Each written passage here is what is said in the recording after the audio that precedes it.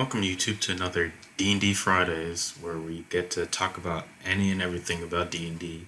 Today we'll be talking about just a brief rundown on each of the skills that's within the world of D&D and just kind of going through what makes them tick and maybe some misconceptions that may be among them.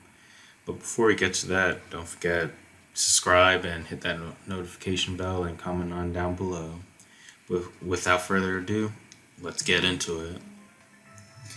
So when it comes to skills, those are I want to say there's 18 of them. So they range from athletics to persuasion, stealth, things of that nature. Basically, things that your character may or may not be good with.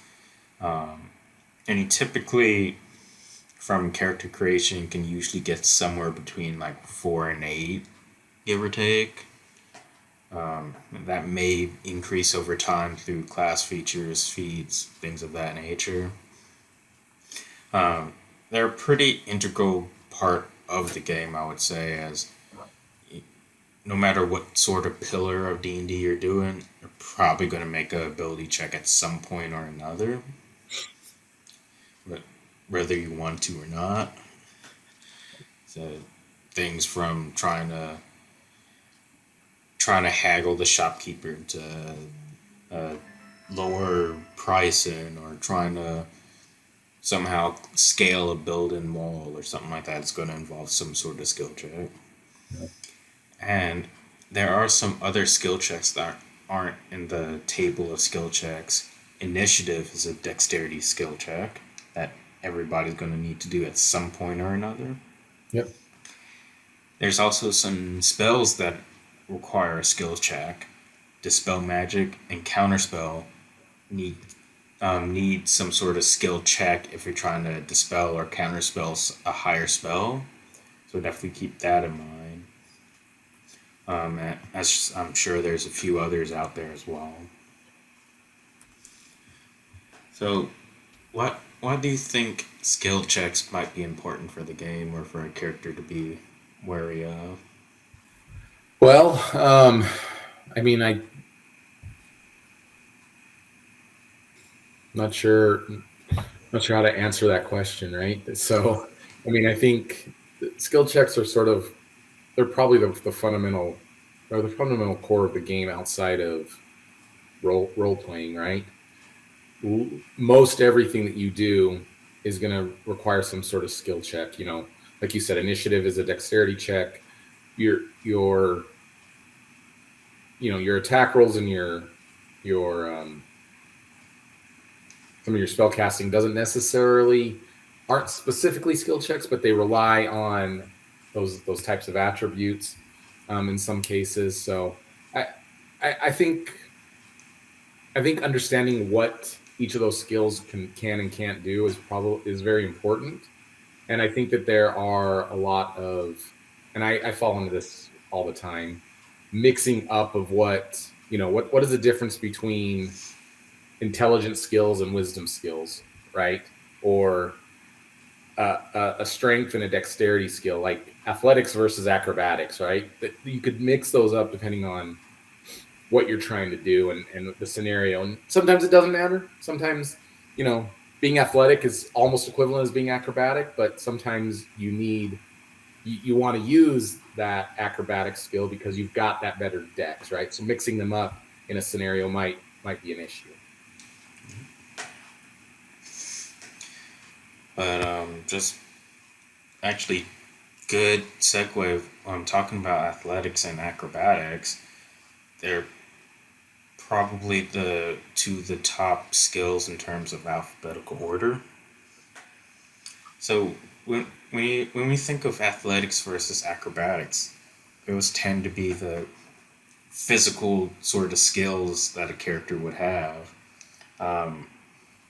Maybe you're like trying to scale a rock wall or something like that. You think of those types of skills when it comes to things of that nature. So really, I think of acrobatics as more of you're kind of like a gymnast. Mm-hmm.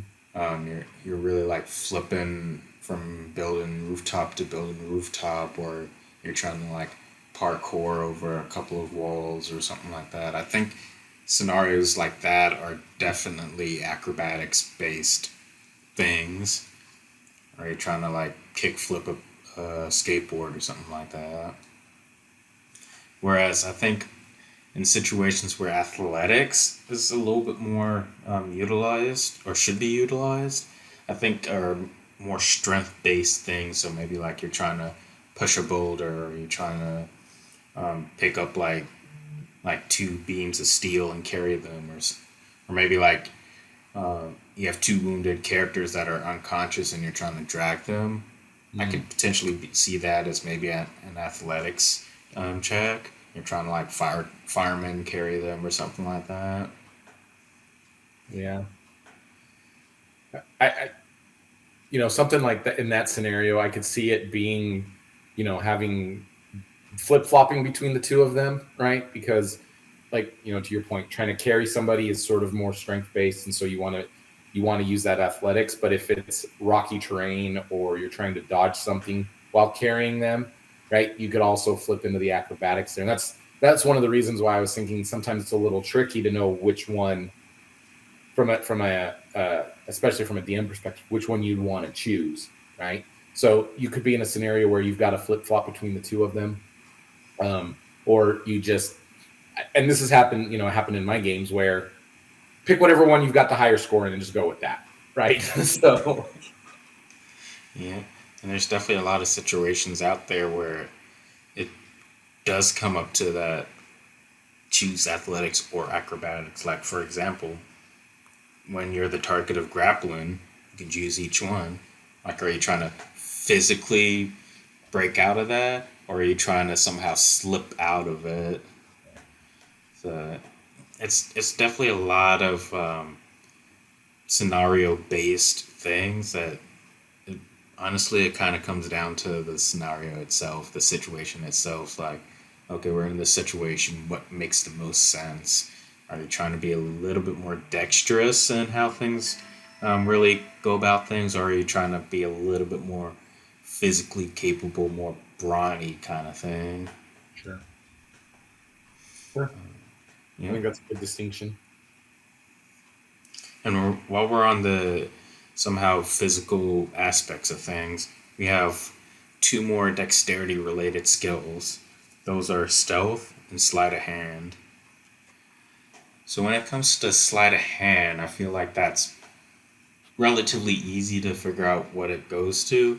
It's trying to pickpocket somebody when you're walking by, or you're trying to like have some sort of really meticulous eye-hand coordination type of thing, like thieves' tools and things of that nature. I feel like those are primarily the cases of sleight of hand. Yeah, I agree. I think this one's a little bit easier to wrap your mind around, right? Because it's about dexterity in the fingers and in the hand, and magician type of, you got to be really quick with your hands, and that's definitely, like you said, lifting something off of somebody, putting something in somebody's pocket, right? Or trying to slip something, on them, like a tracking beacon or something like that, to use a more modern example. Um, Picking a lock, I think that's a great example. So I think that one's a little bit easier to kind of get your head wrapped around because it's very specific. You got to have nimble fingers. Yeah. Or even if you're to kind of take some of what you're saying in a little bit more advanced setting, like maybe you're trying to like slip something into somebody's drink or something like that. I could see that being a sleight of hand as well. Yep. Or if you're like getting like a pat down or something like that, just seeing if you can like Ocean's 11 it, I would say that's sleight of hand. There you go. Yep. And for those that have not seen Ocean's 11, go see it, and you'll see what we're talking about. With stealth, I think that's another really easy distinction on what it's used for. Are you trying to sneak around the castle? Are you trying to sneak around some guards? Are you trying to pull off that scene from Zelda Ocarina of Time, getting into a castle? Things like that. That's stealth. Yeah. Are you trying to be sneaky or not? Mhm.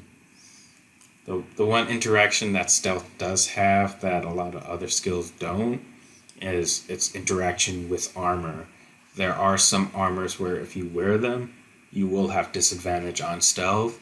So primarily like the heavy armor and some of the light and medium armors. Because let's face it, when you're in like full plate armor, that thing's gonna be creaking, making noise and whatnot as the plates are rubbing up against each other. So you're gonna have a harder time actually making no noise with that type of stuff. Yeah. So That does bring up an interesting question though, is if you've got a party that is laden with treasure and coin, do you give them disadvantage on their stealth if they've got a bunch of treasure in their bag and it's clinking around, or their money bag is jingling? Do you have an opportunity in those cases to maybe uh, give them disadvantage, or do you just let it slip? Right? Do you just say, nah, there's enough padding in that backpack or that coin purse to dampen the sound of those coins jiggling around or that treasure jiggling around? So that's, to kind of equate it to the heavy armor sort of scenario. yeah. Or even on that note, if a player is creative enough and say, "Hey DM, remember that kerosene oil that I bought last session? Can I douse my armor in that and maybe dampen the noise to maybe give myself a straight roll?" There you go. Do a little oil job on the armor. Yeah. Yeah. Which actually, now that I think about it, that's actually not a bad idea. Uh, I might need to ask my GM that next time I play a heavy armor fighter or something like that. So I guess just a couple of things to think about when you're imposing a stealth check on somebody. Yeah. And while we're talking about stealth, there are some spells that do help out stealth a lot. So invisibility slash greater invisibility, Hmm. you become invisible. So you're gonna. I would say that most times you would just gain straight out advantage on stealth. Of course, you have to be wary of the special sight. So choose true sight, tremor sense, blind sense, that type of stuff. But other than that, invisibility would work. Um, Granted, you still leave tracks, so be wary if you're going through like sand and snow and stuff like that. Pass without trace is also a good spell for stealthing. It gives you and anybody within 10 or 30 feet of you plus 10 to stealth checks. That usually makes pass without trace, I would say, one of the best stealth things out there, because now your minimum is 11, pretty Sure. much. Or I guess 10 if you have a negative modifier, which probably isn't recommended, but there's cases for out there. And let's face it, out of the three most more common saving throws and or skills between wisdom, constitution, and dex, it's probably the easiest one to get by without a negative modifier in. Yeah. If you want to play that the clumsy centaur that's got big old hooves, hey, you know what? More power to you. Yeah, but that's pretty much it. Although pass without trace does not make you invisible, so don't try to cast pass out without trace and try to sneak across a plane, a wide open plane. People can still see you, Right. Yep. and, and it doesn't matter if you have a plus 30. If you happen to roll a 35 on your stealth, if somebody can see you, that does not help you out whatsoever. Kind of a wasted stealth check at that point. Yeah. So coming up against that, with that, next up we come across our intelligence based ability checks. So the first one is Arcana. That primarily deals with all the knowledge of different like spells and magical effects, things of that nature. Like maybe you're in an alchemist laboratory and you're trying to figure out what maybe a concoction in a vial is. I'll probably guess that could be an Arcana check, probably. Or you see some sort of like black flame on a torch in some sort of like wizard tower or something. I could guess that probably would be reasonably a Arcana check. I mean, you can definitely ask to make an Arcana check to see if it is magical, right? So Yep. And one other option that of for Arcana that I personally use is since I'm running like a futuristic D&D campaign, I say checks for technology based stuff, Arcana. I feel like that fits. That's the I, closest one for technology based stuff. yeah, I mean, advanced enough technology looks like magic, so I think that makes sense. Yeah. Next up is history. I feel like that's a pretty easy one. Historical event that you try to remember about, history. If you're trying to remember what happened like 3 years ago from your character perspective, I could see that might be a history check. Make a history check to see if you remember. Although I could also see that being an intelligence check as well. It's a straight intelligence check. Yeah. Sure.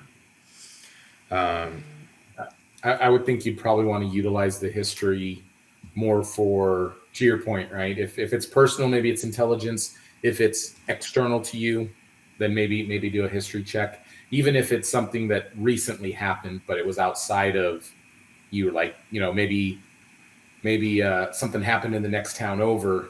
Do a history check to see if you heard about it, right, or something like that. I could see that being a possibility there. I think in that case, maybe an intelligence check. Maybe we haven't talked about it yet. A perception. Maybe you overheard something, right? But I think there's a little bit of wiggle room there. yeah, agree. Next up, we come to investigation checks. Now, to preface this, we're going to kind of sort of talk about investigation and perception in the same breath, because I feel like those are probably the two most interchangeable skill checks or misconstrued ability checks out there. Those Probably are more so than athletics versus acrobatics, I would that, say. yeah, that's a good point. Investigation, perception get confused all the time.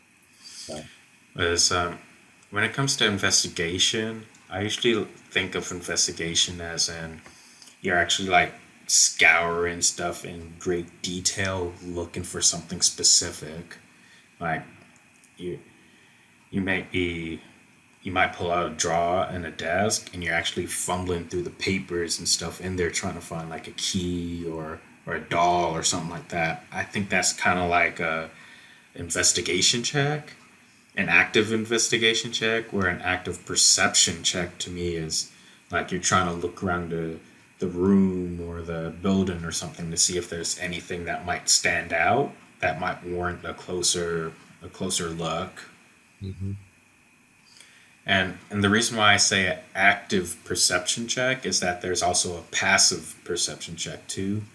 And for that, a passive to me is if you're just like walking down the road and something catches your eye out of your peripherals.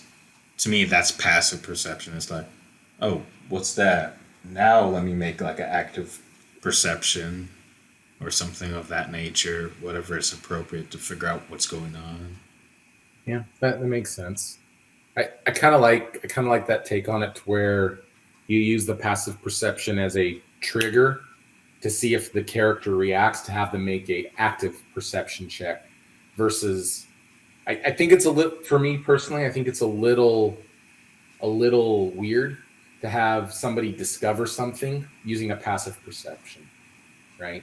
Like, I think having something get caught in the corner of your out of the corner of your eye, or you overhear a couple of words or something like that, and you turn and you pay attention to it, or you actively start listening. I like that. I like being able to use passive perception in that manner, because I have seen in the past where people, if you have a high enough passive perception, you just see something. Like, Yeah. And I'm sure I'm sure I've fallen victim to that as well in terms of like everybody probably fallen victim to that in terms of just like, oh, you have a passive perception of 18. Well, yeah, you do notice that there's like like a door around the corner or something like that, and I think at least for me, I think I probably should get in the habit of something like that where it's like passive perception 18. you might catch something maybe like that happen to shine real quick around the corner or something like that. Oh, shine real quick. All right, let me go check it out. Right. What's your investigation or active perception or whatever it might be? Cool. It's a 15. All right, now you find that secret door or whatever it might be, or you find that draw that has like a movable floorboard or something like that.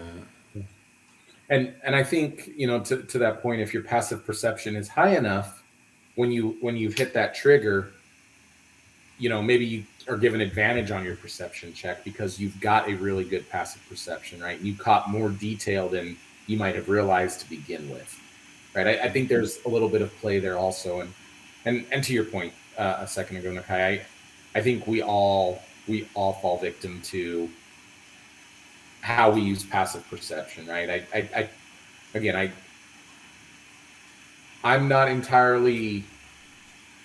I've not got my mind completely wrapped around how that fits into the game or why that got put into the game the way that it did. But so I think it is one of those easy pitfalls to always fall into. Yeah. And while we're on the subject of passive versus active perception, when it comes to investigation, I understand the need for active investigation, but I see so many times in like D&D Beyond and other places, there's a line for passive investigation. I personally have not understood how you can make a passive investigation. I'm like, you're looking for something and something catches your eye. To me, that seems a lot more like passive perception, to Mm, be honest. yeah.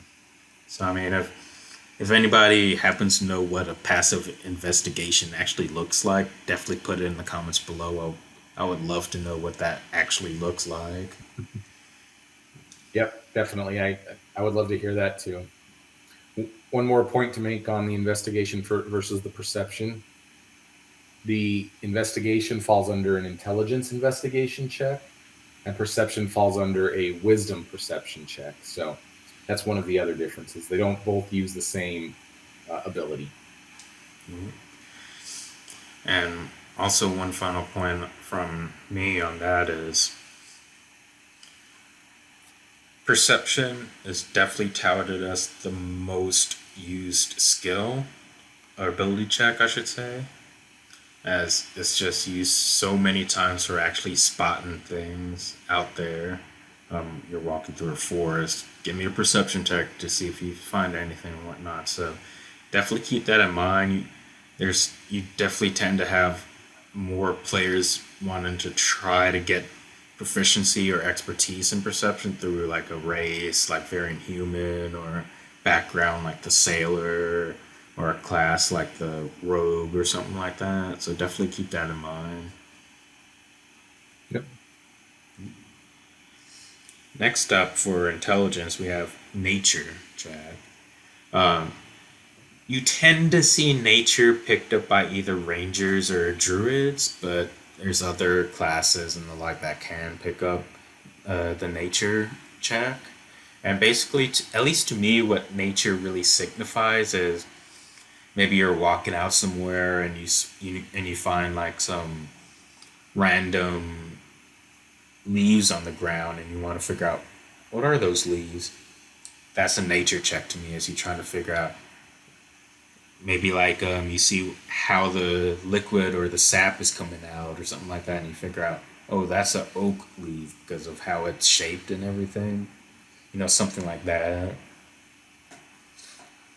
Yeah, I think I get this one, nature and survival, a little bit confused here also on from my side. And I think one thing to remember here is that since nature falls under the intelligence skill or the intelligence ability, the it's more about the knowledge. It's your book smarts versus your street smarts, right? Can you recognize a regular leaf from a poison leaf? Can you recognize um, changes in the weather based on what you've studied? The different terrains that you're walking through, or can you pinpoint certain? Oh, that there's a shift in the sand over or in the dirt over here a little bit. oh, maybe there's something, I remember something from a book I read once, right? So maybe that's a little bit of a help for people out there, is that it's kind of that book smarts versus that street smarts.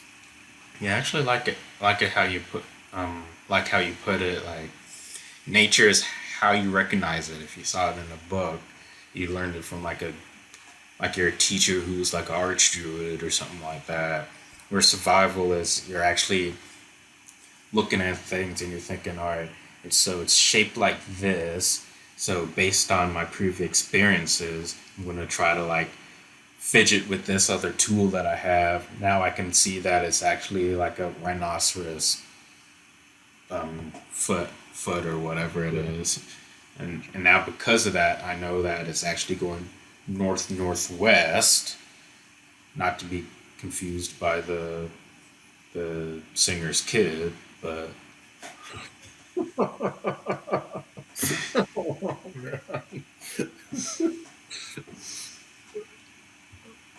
but So also point out that nature is, like I said, nature is it's intelligence, nature, and survival is wisdom wisdom, base. survival. Yeah. Well, I know we haven't really dove into the survival, but I thought it was a good place to bring that up. Yeah. Yeah, and I think that also since we're talking about survival as well, I think in addition to like tracking and things like that, I think survival also really works well with how well do you forage and the like. Like can you find out where a pack of gazelle is grazing? That's more of a survival check. Are you gonna try to hunt that pack of gazelle? That's probably more of a survival check. Maybe some stealth checks thrown in there as well. Maybe athletics or acrobatics, depending on what's going on. But for the most part, I think it's probably going to be survival as the base. Right. The nature check would be: do you recognize the gazelle? The survival is: can you hunt the gazelle? Yeah. Yeah. So next up, we have the religion check. So religion is all about your churchgoers, your Scientologists, your cults, things of that nature. So, what do you know about those? And I think the difference really between that and history is I think religion is to me, is kind of like a subset of history. So, it's kind of like history is compared to physics, where religion is kind of like astrophysics, Sure. where where with history you can have so many broad applications where religion could be like the history of Torm or something of that nature. Yeah. No, I think that's an apt analogy. The one I was thinking was that religion is kind of getting your master's or PhD, right? So you know specific details, and you're very well versed about the deities and the rites and uh, symbols of a religion, and how they're structured, and you're very well versed in that specifically. Just I think that's why I like your physics versus astrophysics, right? You go from general to very specific, and it is that subset. Like with history, you might understand that yeah, this mace is the mace of Saint Cuthbert that was originally created in maybe like 1838. But maybe the religion aspect of it is, you know, that it was used in X, Y, and Z rituals. The Archduke of whatever used it in this way by raising his hand with the mace in this sort of thing, fashion, Right? something of that nature. It carries a specific connotation when people of that religion see it, right? It invokes certain emotions or prayers when they see it. You would know that kind of stuff. Yep. Or you see like a holy Bible or something like that, and because you're proficient in religion, you're able to tell, oh, so the words are actually not written like they're supposed to be written, like they're in a different font. So because of your high enough religion, you can tell it this one is actually a fake, which means the real one has been stolen, or something like that. Sure. Yeah. I mean, I think that would be fair. Yeah. So next up we have animal handling, which is a wisdom-based check. So animal handling is how well do you handle animals, for lack of a better term? Like you're playing with a cat and the cat starts aggressively meowing at you. Make an animal handling check to see if you happen to calm the cat down or tame it or something like that. Yeah. If you roll badly, it's probably gonna bite your hand. If you roll well, you might calm it down a little bit. Yeah. Yeah. This one I think is pretty straightforward. Um, are you able to soothe or calm an animal, keep it under control? I think this one is the situations where you use this skill are pretty straightforward in my opinion. And if you have expertise in animal handling, you're the dog whisperer. Next up, we have another, I think, sometimes misused ability check when it comes to insight, which is also a wisdom-based ability check. The reason why I say insight can be sometimes a misused ability check is because some players use it as a auto lie detector, Mm, and most of the time it's not really an auto lie detector, to be honest. right. Like, I feel like in those situations, which are usually the most common situations for insight, it's usually does something seem off with this dude? Like, if you make a good enough insight check, you might see that, or maybe like his voice cracked a little bit while he was saying something, or maybe you saw that woman's eyes shift a little bit when mentioned like the Archduke's name or something like that. So you kind of get that feeling of, okay, something's not right with that name or that person or something like that. Let me investigate further to see what I can maybe uncover. Yeah. No, I like that. I like that you called out the fact that I think this is an easy uh, trap to fall into, an easy pitfall here. But we sometimes look at insight as the auto lie detector skill, and that's definitely not true. I think it is per the DM's discretion. I like the way that you take it. Right, you when you do an insight check, you glean these clues from body language, from the voice, from the way they fidget, and it helps you do maybe a deeper. It it leads you down the road to ask more probing questions or to come away with a sense of, well, maybe we need to go follow up with this other person to see if they were telling the truth. It's not just a automatic, oh yeah, they're lying. So I kind of like that aspect of it. And again, if the NPC you're talking to is a really bad liar, then maybe the insight check can be an auto detector there, an auto lie detector, right? Depending on that. Yeah. Yeah, the Archduke didn't do it. Yeah, right. Like that's just a real big giveaway right there, right? Yep. Or maybe in those cases, it's like, yeah, the Archduke actually, the Archduke was here doing X, Y, and Z. Oh, you made a good insight check. You realized, wait a minute.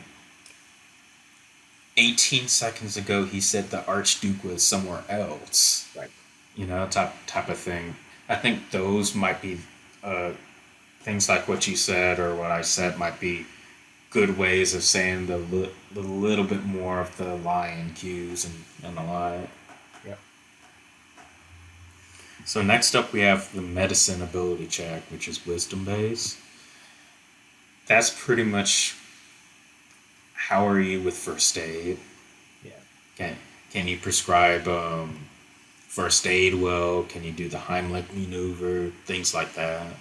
Um, it also has one other type of way or type of use is when somebody is unconscious and making death saving throws.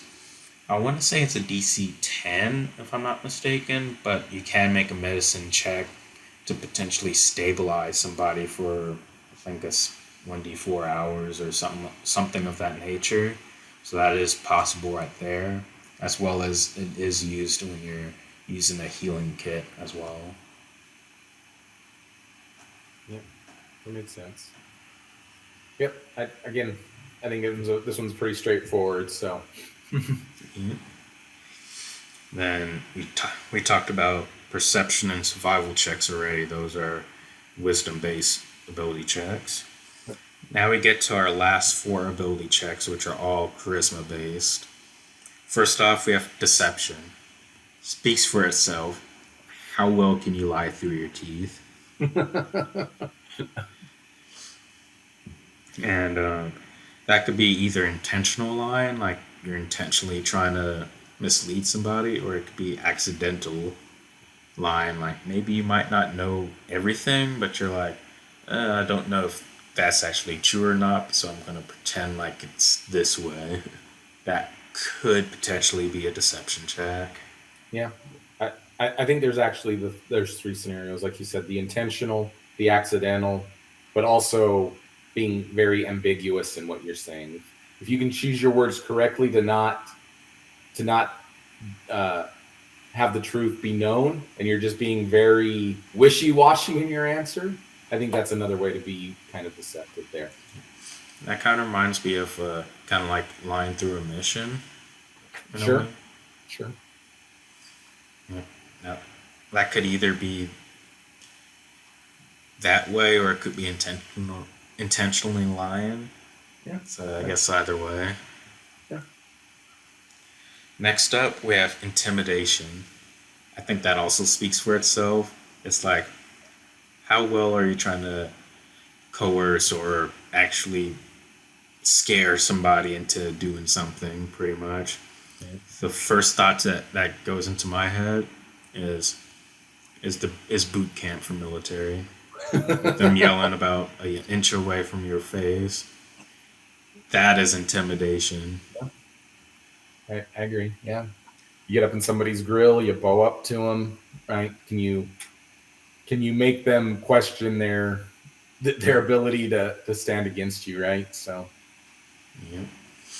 Or or maybe somebody's just not backing down, and you have to use a show of force. Like, okay, you're not bound down. All right, sorcerer, send like a meteor swarm or something like that. I feel like that type of thing would definitely be intimidation. sure, Uh, yeah. Where it's like, oh, you're not backing down. Let me give you a swift punch to the gut. That I could see that being intimidation. The threat of violence, yes. Yeah, and sometimes it doesn't even have to be the threat of violence. It could be the threat of like financial ruin or the threat of other types of ruins. But the whole common thing is using threats, pretty much. Yep. Yep. Next up, we have performance. This is kind of like what bards are really, or more popularly known as, are known for. Basically, how good can you perform or act or the like, whether you're like doing a magical play or you're trying to maybe another way could be like maybe you're trying to split the party and like one person's trying to distract like the guards while another party member sneak around. I would say you make a performance check, you make a stealth check type of Yep. thing. Yeah. I think that makes sense, right? You're trying to, in that case, the distraction is some sort of, uh, if it's if it's specifically around doing some sort of entertainment type of thing, I think that totally makes sense, right? Like um, trying to do some little ditty, some little dance in front of them, or tell them a story, or you know, even if the story is a big fat bald just made up thing, right there on the spot, right? Maybe have them do a performance check and a deception check. So I and then have the other, like you said, if this party have the other group make a stealth check, see if they can get away from the person being distracted without them catching them. Yeah.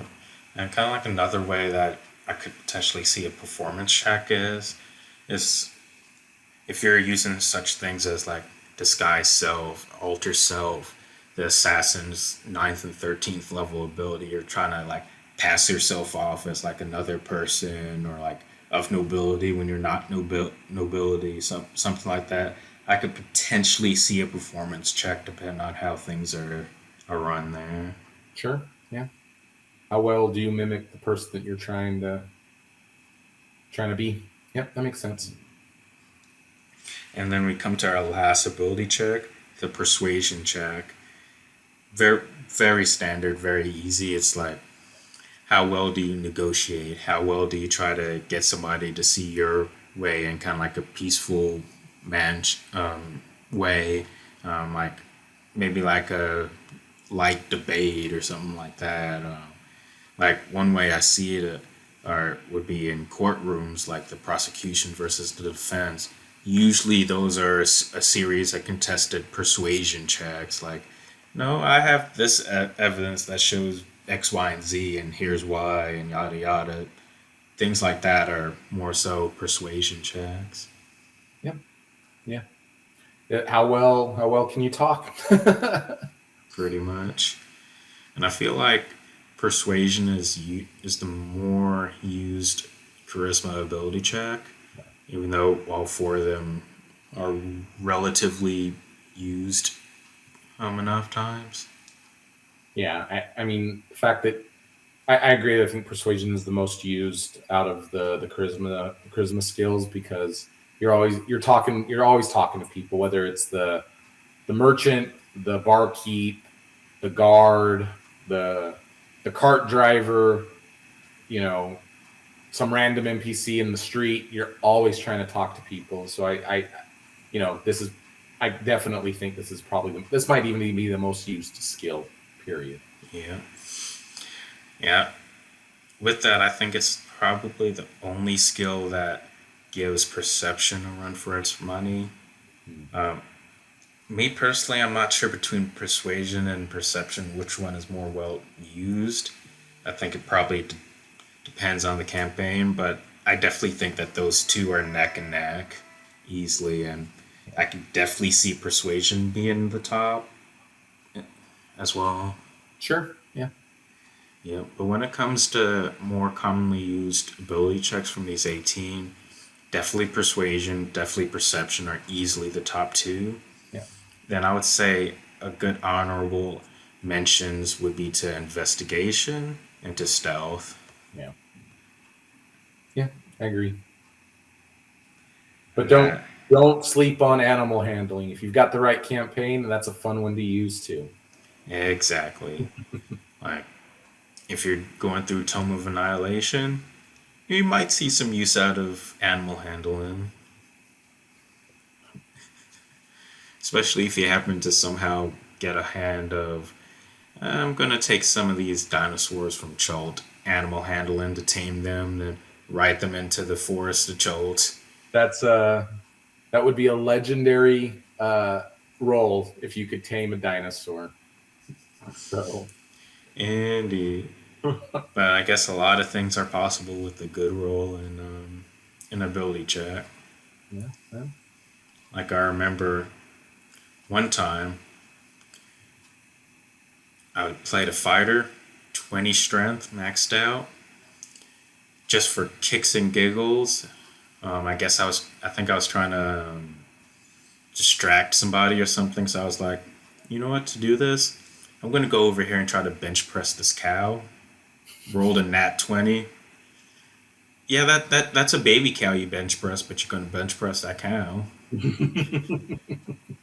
So a lot of things are possible with the Yeah. right role and the right GM slash player.